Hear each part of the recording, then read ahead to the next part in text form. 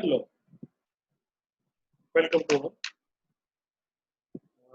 First of all, congratulations to all of you to pass your semester 6 examination with very good marks. And congratulations for welcome in semester 7.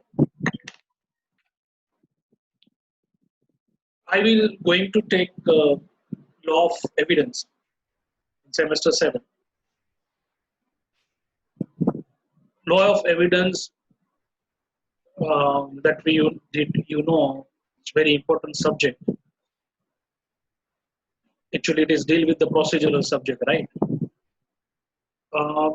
Now, I think according to my view, this semester 7 and semester 8 both are very important according to my view.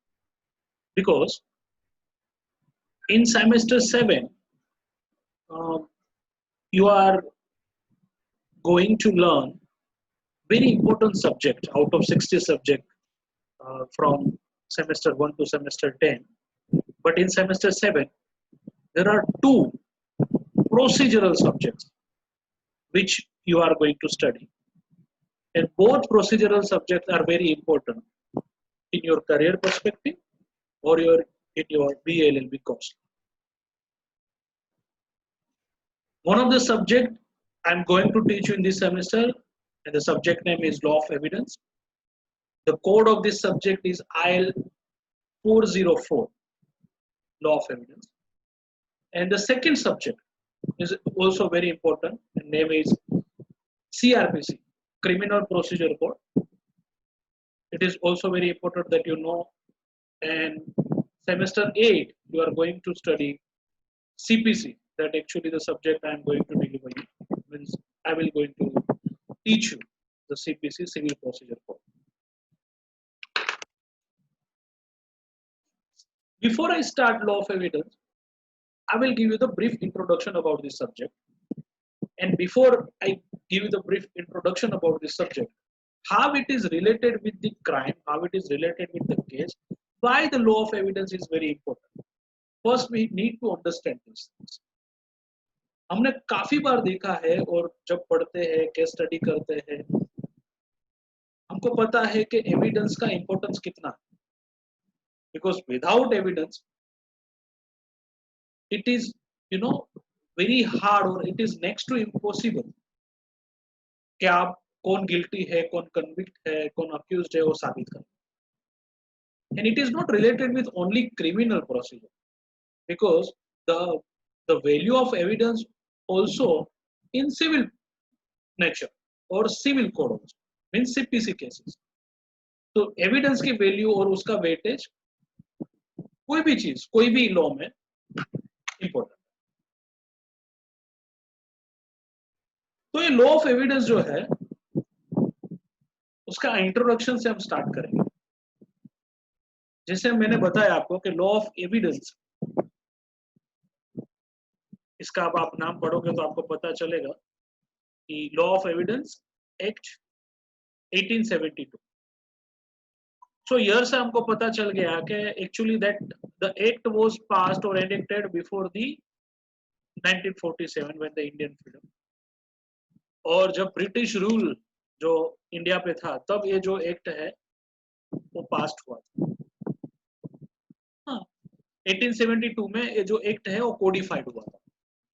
इसके पहले आपको पता हो तो British rule के पहले मुगल शासन यानी मुस्लिम रूल था यहाँ पे. और मुस्लिम रूल में भी काफी सारे जो केसेस आते ही थे क्रिमिनल पॉइंट ऑफ व्यू से सिविल पॉइंट ऑफ व्यू से, लेकिन वो कोडिफाइड लॉ नहीं था. इंडिया के पास ऐसा कोई लॉ नहीं था कि जिसके बेसिस पे हम ये बता सके कि ये जो है वो एडमिसेबल है, ये चीज जो है नॉन एडमिसेबल में आएगी, ये फैक्ट्स हम ले पाएंगे, ये एविडेंस हम जो है वो ले पाएंगे. लेकिन 1872 के आने के बाद ये जो एनेक्ट हुआ, ये जो कोड जो है वो कोडिफाइड हो गया. इसके बाद हम जो है वो जो भी कोर्ट गवर्न करती है वो इसी एविडेंस के बेस पे होता है. सो मुस्लिम रूल में एविडेंस एक्ट ऐसा कुछ था नहीं, लेकिन उस टाइम पे जो कस्टम और यूसेज होते थे उसके बेसिस पे जो किंग था वो डिसीजन लेता था। लेकिन जब ब्रिटिश इंडिया में आया तो ब्रिटिशर्स को पता चला कि इंडिया में ऐसा कुछ रूल है ही नहीं, यहाँ पे कोई एविडेंस जो है वो एग्जिस्ट ही नहीं करता है। तो 1872 में जो अलग अलग प्रोविजंस थे, जो अलग अलग लॉज थे, उसको एक में कोडिफाइड कर दिया और उसका नाम दिया इंडियन एविडेंस एक्ट 1872। और आज भी इन 2020 ऑल्सो जो जुडिशरी प्रोसीजर्स जो भी होती है, जिसमें जो एविडेंस एडमिसेबल है नहीं है, इसको क्या कर पाएंगे, वो सब जो है वो इंडियन एविडेंस एक्ट 1872 के दौर से ही होता है। सो एविडेंस जो है, एविडेंस एक्ट जो है वो सिविल और क्रिमिनल दोनों में इतना इंपॉर्टेंट है और मैंडेटरी है। लेकिन क्रिमिनल मैटर में ऐसा बोला गया है कि beyond any doubt it should be proved. ऐसा आपने कहीं सुना होगा या पढ़ा होगा, ऐसा लिखा था कि beyond any doubt it should be proved. और सिविल मैटर्स में काफी बार होता है वो प्रिज्यूम कर लेता है। सपोज हमारे पास ऐसा कुछ एविडेंस नहीं हो तो हम जो है वो प्रिज्यूम कर लेते हैं, ठीक है। सो ये तो हुई बात बैकग्राउंड की, यानी history about Indian evidence act 1872 के वो कैसे जो है वो इनेक्ट हुआ, वो कैसे उसका एस्टैब्लिशमेंट हुआ। लेकिन अब हम बात करेंगे उसके नेचर के बारे में। What is the nature of Indian evidence act? तो as far as concern with nature of Indian evidence act, it is a non exhaustive in nature, या ऐसा मैं बोलूं तो it is a lex fori. अब ये दोनों वर्ड आपके लिए नए हैं शायद। लेक्स फोरी का मतलब आपको नहीं पता होगा, एग्जॉस्टिव के मतलब आपको नहीं पता होगा। एग्जॉस्टिव का पता होगा because you study lots of this subject even though in the mood code that you familiar के एग्जॉस्टिव क्या है, नॉन एग्जीक्यूटिव क्या, नॉन एग्जीक्यूटिव क्या होता है, ठीक है। तो ये सारे जो चीज है वो आपको पता होता है। एग्जॉस्टिव और नॉन एग्जीक्यूटिव, एग्जॉस्टिव मींस के यहाँ पे जो है वो सब कुछ शामिल किया गया है। नॉन एग्जीक्यूटिव यहाँ पे अभी कुछ एंटर नहीं होगा, यहाँ पे कुछ नया एड नहीं होगा, नया अमेंड नहीं होने वाला।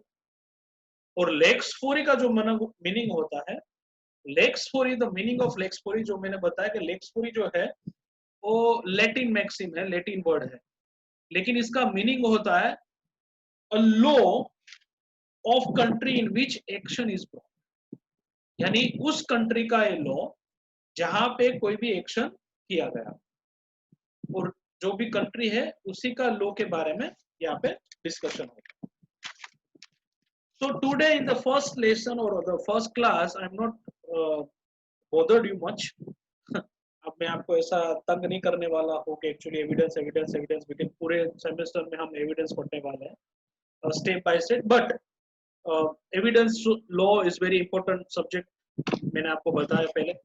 थोड़ा उसमें सीरियसली आप पढ़ लेना, क्या रूल होता है, क्या होता है, खास करके इंट्रोडक्शन पार्ट है, उसका नेचर है, फिर आगे आगे हम जो टेक्निकल टर्म्स है हम पढ़ेंगे।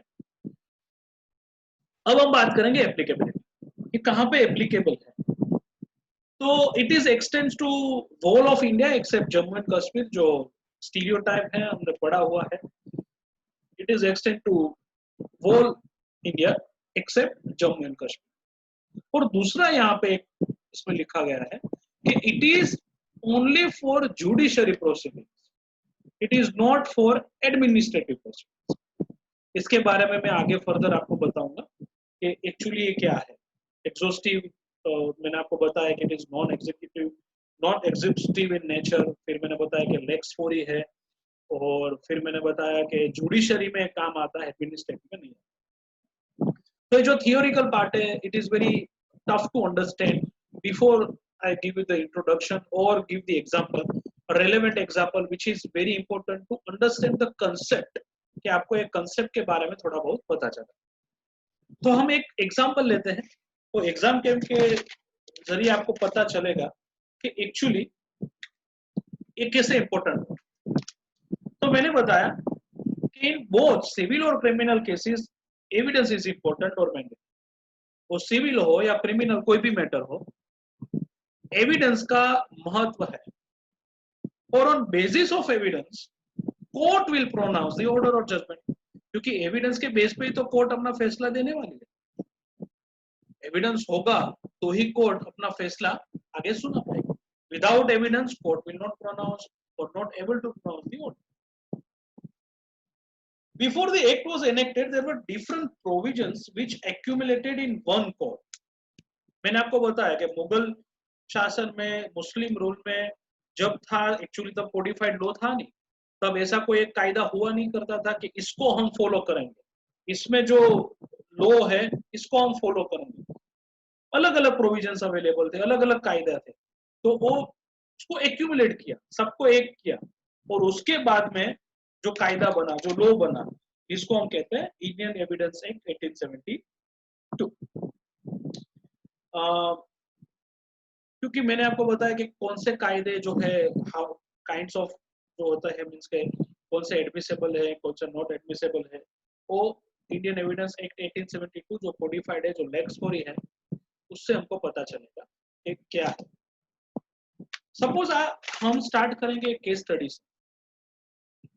केस स्टडी लेके हम पता करेंगे कि एविडेंस में एक्चुअली होता क्या है, क्या क्या चीज जो है वो ज्यादा इंपॉर्टेंस रहती है।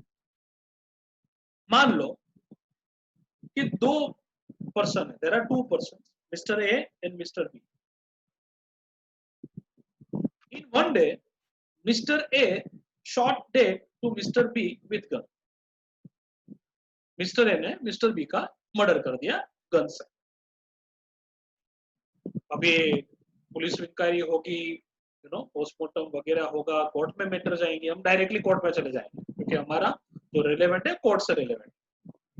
कोर्ट में गया मैटर, कोर्ट में जैसे मैटर गया तो बट ऑब्वियस है, आपको पता होगा कि क्रिमिनल मैटर होती है तो प्रोसिक्यूशन एक्शन लेता है, प्रोसिक्यूशन एक्शन लेता है on behalf of the state, because ये जो मामला है वो स्टेट को, पूरे समाज को इफेक्टिव। तो प्रोसिक्यूशन एक्शन लगा, प्रोसिक्यूशन के पास में आया कि भाई इन्हें मर्डर किया है और ऐसे ऐसी फैक्ट्स थी। तो अभी एविडेंस की मैटर के पहले हमको ये देखना पड़ेगा कि कौन कौन से फैक्ट्स है। Actually there are two types of facts which associate in any case. एक जो होता है वो होता है फैक्ट्स इन इश्यू, और दूसरा होता है रेलेवेंट फैक्ट्स। ये फैक्ट्स इन इश्यू और रेलेवेंट फैक्ट्स क्या होता है? फैक्ट्स इन इश्यू मींस जो फैक्ट्स जो मैटर के अंदर रखे गए हैं, जो एक्चुअल है, जो प्रिंसिपल फैक्ट्स है, जो एक्चुअल है, उसको हम बोलेंगे facts in issue. Relevant facts होता है वो उसके जड़े हुई कड़ियां होती, यानी वो जो इंसिडेंट हुआ उसके पहले या उसके बाद वाला जो भी रेलेवेंट फैक्ट्स रहता है उसको हम रेलेवेंट फैक्ट्स बोलते हैं। तो इस केस में हम डिस्कशन करेंगे कि suppose mister A shot dead mister B with gun. तो मिस्टर ए ने मिस्टर बी का मर्डर किया था, प्रोसिक्यूशन ने एक्शन लिया, प्रोसिक्यूशन ने फाइल किया, ए अक्यूज्ड है, ए को पकड़ के लाए, अभी मैटर चल रहा है बिफोर द कोर्ट। लेकिन कोर्ट के पास मैटर आने के बाद कोर्ट के सामने आ गया कि भाई चलो ये मान लिया, इसने एलिगेशन लगाया है कि ए अक्यूज्ड है बी का, लेकिन कोर्ट मान कैसे ले विदाउट एविडेंस कि ए ही जो है वो कन्विक्टेड है। तो कोर्ट के सामने आया कि फैक्ट्स इन इश्यू क्या है भाई, पहले तो ये देख ले कि कौन कौन से जो फैक्ट्स है वो एक्चुअली इन इश्यूज है। तो देखा कि ए is cause to B's death, ए जो है वो जिम्मेदार है, वही कारण है जो बी का डेथ हुआ, और ए is intended to B's death, और ए इच्छा था या मैं उसको इच्छा थी कि बी का मौत हो, A intended to B's death. मान लो कि there are two types of facts in issue which relevant in this matter. ये दो थे, नंबर वन था A is cause to B's death और दूसरा था A intended to B's death. लेकिन ये दो फैक्ट्स इन इश्यू से केस सोल्व तो नहीं होगा, इससे वो पता तो नहीं चलेगा, कंक्लूजन पे हम नहीं आ जाएंगे कि भाई ओके मान लिया अभी यही जो है वो लायबल है, जिम्मेदार है और एक को पनिशमेंट मिलेगी। क्योंकि ये तो जो रखा था वो फैक्ट्स इन इश्यू था। अभी हम जाएंगे रेलेवेंट फैक्ट्स पे। तो हमने देखा कि facts in issue and relevant facts are both very important while you are going to case, और जो हम कोर्ट में जाते हैं तो ये सबसे ज्यादा इंपॉर्टेंस रहता है कि फैक्ट्स इन इश्यू क्या है, रेलेवेंट फैक्ट्स क्या होते हैं, वगैरह वगैरह। तो रेलेवेंट फैक्ट्स क्या थे? तो रेलेवेंट फैक्ट्स ने हमने देखा कि मान लो कि दो रेलेवेंट फैक्ट्स थे। इसमें ये था कि पहला ऑप्शन रेलेवेंट फैक्ट था कि just day before there was a heated argument between mister A and mister B. ऐसा हुआ कि एक दिन पहले जैसे इंसिडेंट हुआ उसके अगले दिन ये दोनों के बीच में हीटेड आर्गुमेंट हुई। और दूसरा मान लो ऐसा था कि A provoke to mister B और B provoke to mister A. जब भी वो मिलते थे एवरी टाइम वो प्रोवोक करता था, मीन्स के उसका मजाक करता था या छेड़खानी करता था। तो ये जो दो है वो रेलेवेंट फैक्ट्स हो गए। फैक्ट्स इन इशू थे, A suppose to B's death और ए इंटेंडेंस टू बीज डेथ। और दूसरा जो रेलेवेंट फैक्ट्स था वो पहला वाला था कि there was a heated argument between mister A and mister B just one day before.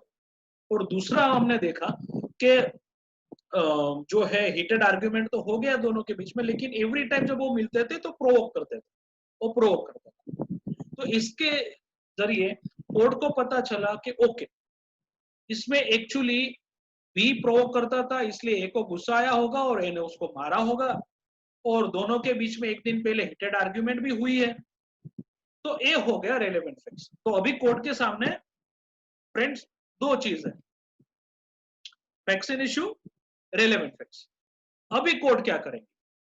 अभी कोर्ट फैसला नहीं करेंगे, अभी कोर्ट देखेंगे स्टेप बाय स्टेप।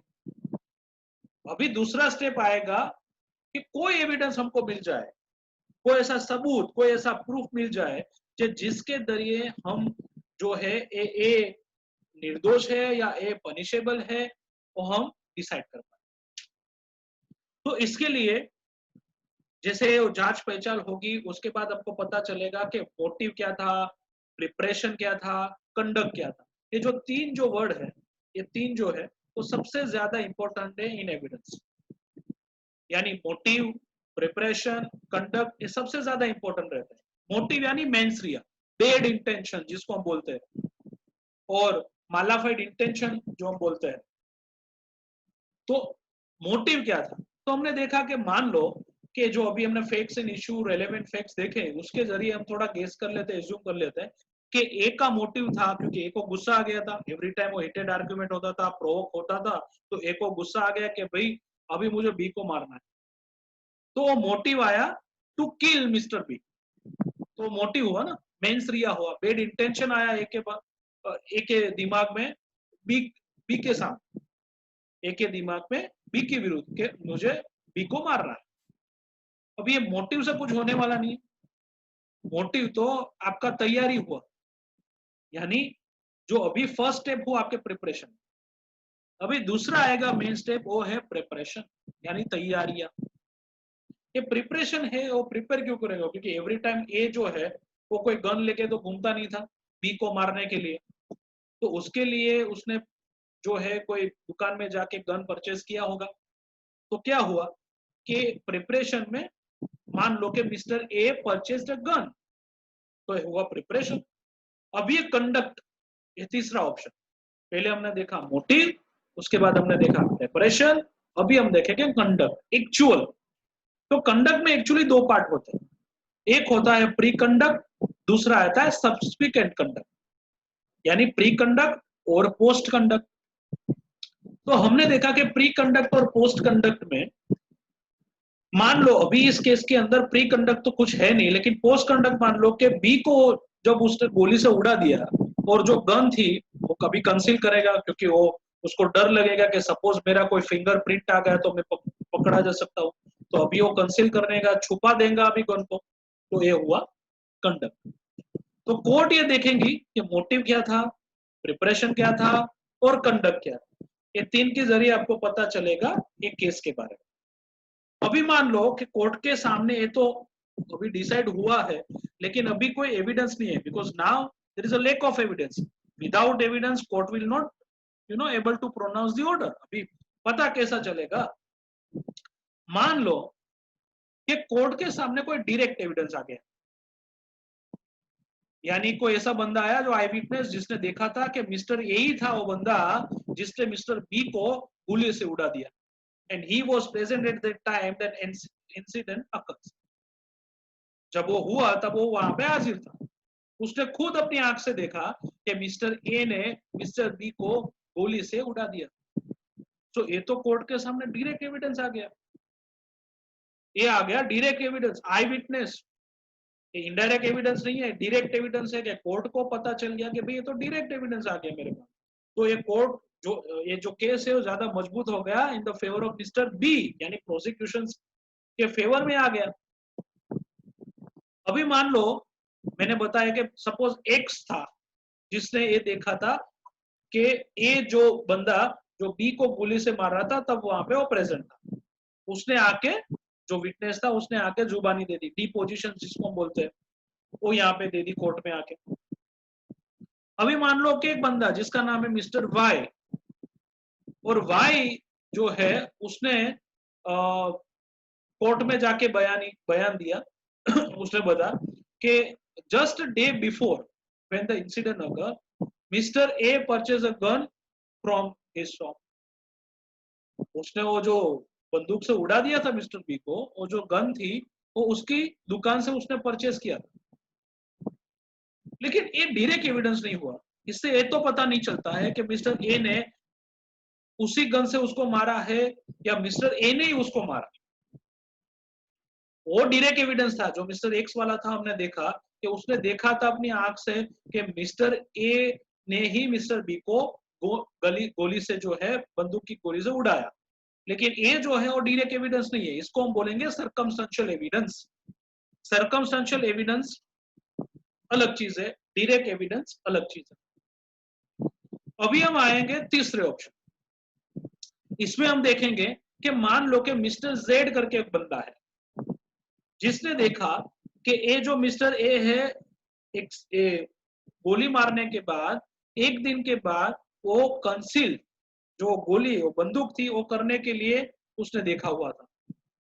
वो बंदा ने देखा कि वो मिस्टर ए आया और उसने जो छुपके से है यहाँ पे बंदूक रखी और वो वहां पे हाजिर था। लेकिन ये भी डायरेक्ट एविडेंस नहीं, इससे हम पता नहीं चलता थे, हम इस पे कंक्लूजन पे नहीं आ सकते हैं कि मिस्टर ए ने ही मिस्टर बी का कत्ल किया, मर्डर किया। ये सर्कमस्टेंशियल एविडेंस हो गया। तो हमारे पास अभी हुआ एक डायरेक्ट एविडेंस और बाकी के दो हुए सर्कमस्टेंशियल एविडेंस। तो इसके बेस पे कोर्ट जो है वो अपना डिसीजन लेंगी और सुनाएंगी। ये तो बहुत मिनिमम जो था वेरी सिंपल एग्जांपल, जिससे आपको पता चले कि एक्चुअली कोई भी केस में कोई भी मैटर में क्या क्या ज्यादा इंपॉर्टेंस रहता है। हमने देखा कि इस केस लो हमने देखा तो आपको पता चला कि फैक्ट्स एंड इशू क्या होते हैं, रेलेवेंट फैक्ट्स क्या होते हैं, कितना जरूरी है relevant facts. Facts and issue यानी मेन जो होते हैं इश्यूज, प्रिंसिपल फैक्ट्स जिसको हम बोलते हैं, इसका दूसरा वर्ड है प्रिंसिपल फैक्ट्स। मेन इश्यूज इसको हम फैक्ट्स एंड इशू बोलते हैं। रेलेवेंट फैक्ट्स जिसके हम रेलेवेंट फैक्ट से क्या कर सकते हैं, क्योंकि वो जरूरी तो है रेलेवेंट फैक्ट, लेकिन वो उससे हम इन्फ्रेंसेस जो है वो निकाल सकते हैं। फिर हमने देखा कि तीन चीज, मोटिव, प्रेपरेशन, कंडक्ट कैसे होता है। मोटिव मैंने देखा था, प्रेपरेशन मैंने आपको बोला, कंडक्ट क्या होता है वो भी इतना जरूरी है। और फिर हमने देखा कि eye witness is direct evidence, circumstantial evidence, दूसरा भी था सर्कमस्टेंशियल एविडेंस, राइट। तो ये तीनों चीज ज्यादा है वो इंपॉर्टेंट रहती है। इसके पहले हमने देखा था इंडियन एविडेंस एक्ट के इंट्रोडक्शन में, फर्स्ट हमने देखा था बैकग्राउंड यानी history of Indian evidence act. फिर हमने देखा था नेचर, कैसा नेचर होता है, लेक्स फोरी, और मैंने बोला था नॉट एग्जॉस्टिव इन नेचर। फिर हमने एप्लीकेबिलिटी देखी थी, यानी कहाँ पे वो मीन्स के गवर्न करता है, it extend to whole of India except Jammu and Kashmir. अभी एप्लीकेबिलिटी में हम दूसरा दो चीज देखने वाले हैं। नंबर 1 है it apply to all judicial proceedings in और बिफोर एनी कोर्ट। यानी इतना इसका मतलब ये हुआ कि सभी जुडिशियल प्रोसीडिंग में काम करता है, एक कोई भी हो, लेकिन वो जुडिशियल प्रोसीजर होनी चाहिए, जुडिशियल प्रोसीडिंग होनी चाहिए। तो एक कोर्ट मार्शल प्रोसीडिंग होती है उसमें भी ये गवर्न करता है, जितने भी आपको कोर्ट मार्शल जो होती है प्रोसीडिंग उसमें भी गवर्न होता है, लेकिन उसका जो है वो एक्सेप्शन है, इट डज नॉट इंक्लूड। काफी सारे इसे होती है कोर्ट मार्शल जिसमें इंडियन एविडेंस एक्ट जो है वो अप्लाई नहीं होता। इसमें नंबर 1 है आर्मी एक्ट, दूसरा है Indian novel discipline act, Indian navy act और एयरफोर्स एक्ट, क्योंकि ये चारों की अपनी खुद की मार्शल होती है जिसमें ये एविडेंस जो है वो अप्लाई नहीं होता है। फिर very important, it does not apply to affidavit और it does not apply to proceedings before arbitrators. ये दो चीज खास जरूरी है फ्रेंड्स। नंबर 1 थी it does not apply to affidavits, affidavits में अप्लाई नहीं होता है। और दूसरी चीज मैंने बताई it does not apply to before the arbitrators procedure. अभी हम देखेंगे कि judicial procedures are not defined under act, यानी सेक्शन 2(1) जो हमने बताया कि सीआरपीसी में डिफाइन दिया है कि जुडिशियल प्रोसीडिंग क्या है, क्योंकि इंडियन एविडेंस एक्ट में ऐसी कुछ डेफिनेशन है ही नहीं, तो हमको रेफर करने पड़ेंगे, मीन्स कि हमको रेफर करना पड़ेगा सीआरपीसी की सेक्शन 2(I) जिसमें लिखा है कि सीआरपीसी डिफाइंस जुडिशियल प्रोसीडिंग, यानी जुडिशियल प्रोसीडिंग्स का मीनिंग क्या होता है। It means evidence act does not apply to administrative proceedings, यानी एडमिनिस्ट्रेटिव प्रोसीडिंग्स में अप्लाई नहीं होता है। Following are not judicial proceeding, मैंने बताया कि where the magistrate is not authorised to conduct inquiry. Suppose कोई ऐसा मामला है, कोई ऐसा केस है जिसमें मैजिस्ट्रेट के पास वो ऑथोरिटी नहीं है, वो सत्ता ही नहीं है, तो वो जो है वो जुडिशियल प्रोसीडिंग नहीं आएगी, उसमें वो कंसीडर नहीं होगा। दूसरा है proceedings of preparation of inquest report by public officer. अभी आपको एक क्वेश्चन आया होगा माइंड में कि इंक्वेस्ट ऑफिसर क्या होता है, तो आपने देखा होगा कि काफी बार जो नेचुरल और अननेचुरल डेथ होती है और वो पंचनामा करने के लिए वो एक ऑफिसर आता है, फिर हमको पता है कि 5 लोगों की साइन लेते हैं, तो जो इंक्वायरी करता है ऑफिसर उसको हम इंक्वेस्ट ऑफिसर बोलते हैं। तो proceeding of preparation of inquest report by public officer वो भी नहीं आती। तीसरा है proceedings of conducting inquiry about crime by district magistrate DM, जो डीएम जो है वो इंक्वायरी करता है अबाउट क्राइम, वो भी उसमें नहीं आता है। और those proceedings under the section of 176 of CrPC, जितनी भी प्रोसीडिंग्स आती है अंडर सेक्शन 176 वो भी जुडिशियल प्रोसीडिंग्स नहीं आती। Number 6 and it is very important, departmental and disciplinary proceedings are also not judicial proceedings। जो डिपार्टमेंटल इंक्वायरी होती है, आपने सुना होगा, डिसिप्लिनरी एक्शन लेती है, डिसिप्लिनरी इंक्वायरीज होती है, वो सभी जुडिशियल प्रोसीडिंग्स में नहीं आए, ये सब एक्सेप्शंस। अभी I want to ask you one question. अभी मैंने बताया कि जो एविडेंस है वो जुडिशियल प्रोसीडिंग्स में आता है, एडमिनिस्ट्रेटिव प्रोसीडिंग्स में नहीं आता है, और जुडिशियल प्रोसीडिंग में भी मैंने काफी कुछ एक्सेप्शंस लिखे। अभी I want to ask you one question, whether contempt of court proceedings are judicial proceedings. जो कंटेम्प्ट ऑफ कोर्ट होता है वो जुडिशियल प्रोसीडिंग्स में आता है या एडमिनिस्ट्रेटिव प्रोसीडिंग में आता है?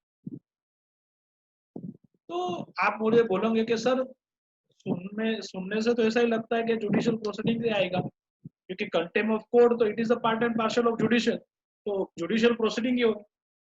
लेकिन इसके लिए मैं आपको एक केस लो दूंगा, एक साइटेशन दूंगा, और वो साइटेशन है Brijnandan Sinha versus Jyoti Narayan, Brijnandan Sinha versus Jyoti Narayan, AIR 1956, SC mean Supreme Court 66।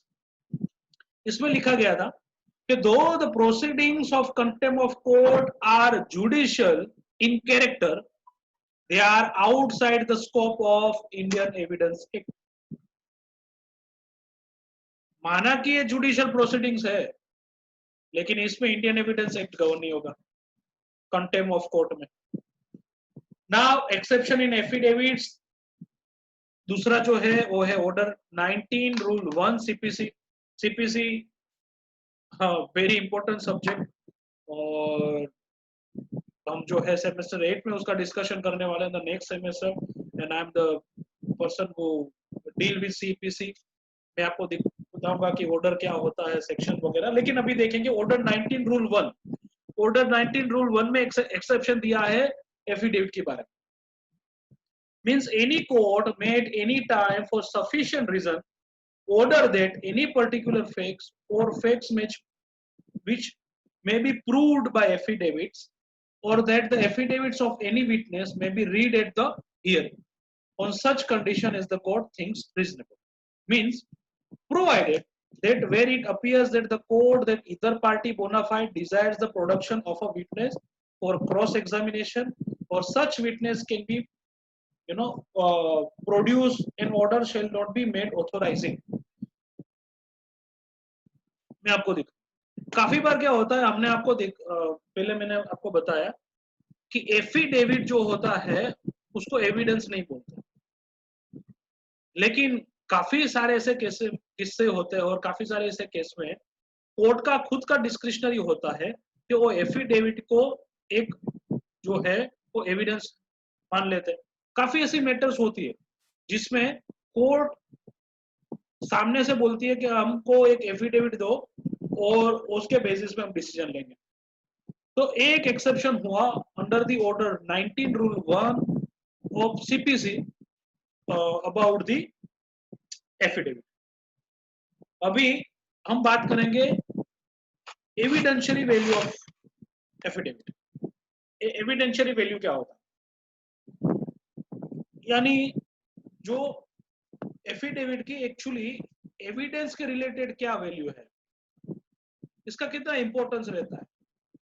तो इसमें एक साइटेशन है, Sheroz Singh versus AR Batra, Sheroz Singh versus AP Batra, AIR 1955, Allahabad 638. इसमें दिखाया गया था कि what is the evidentiary value of FIR. First lecture में आपको मैं इतना ज्यादा बोर नहीं करूंगा, और काफी कुछ डिस्कशन करेंगे, कर लिया है हमने ऑलरेडी, लेकिन फिर थोड़ा और हो जाएगा, इसलिए मैं यहाँ पे स्टॉप कर देता हूँ आज के लिए.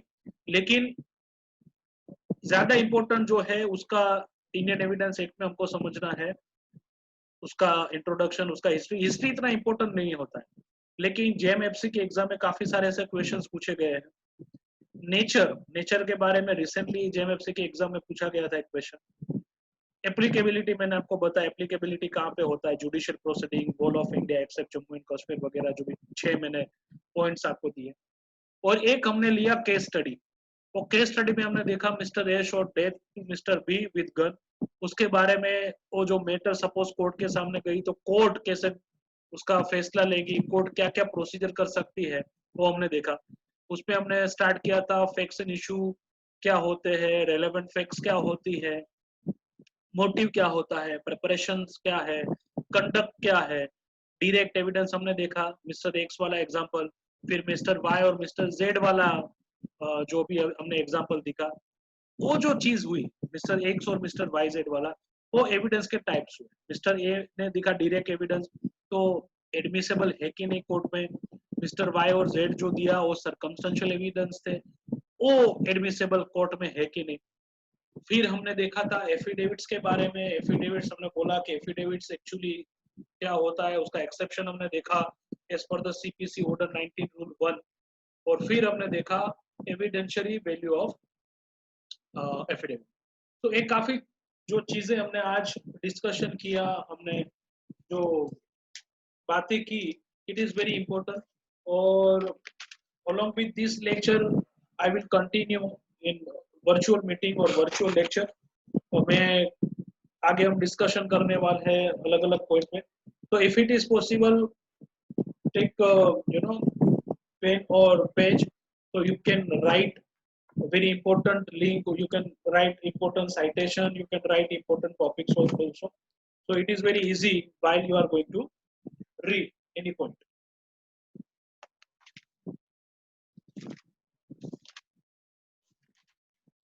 Okay. So we will meet on the next lecture.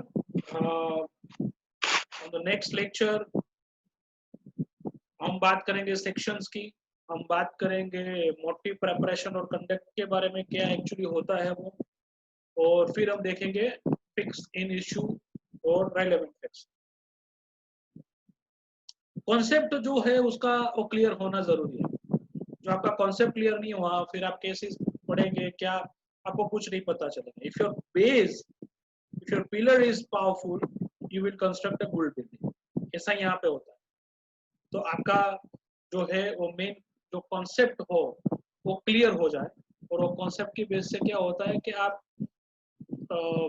आपको पता चलेगा कि आगे एविडेंस का क्या होता है, कौन कौन से एविडेंस जो है एडमिसेबल है, कौन से मैटर में एडमिसेबल होते हैं, कौन से मैटर में नहीं होता है, फैक्ट्स क्या होते हैं, फैक्ट्स इन इशू क्या होता है, रेलेवेंट फैक्ट्स क्या होता है। इस मैटर में मैंने आपको दिखाया था कि फैक्ट्स इन इशू रेलेवेंट फैक्ट्स क्या होता है, लेकिन सभी मैटर में facts in issue relevant facts अलग अलग हो सकते हैं। So we will continue on the next lecture. Till then, bye. Take care, and I hope you're doing well in this pandemic condition. We will meet soon. Means face to face हम ज़्यादा और जल्दी मिलेंगे। Thank you.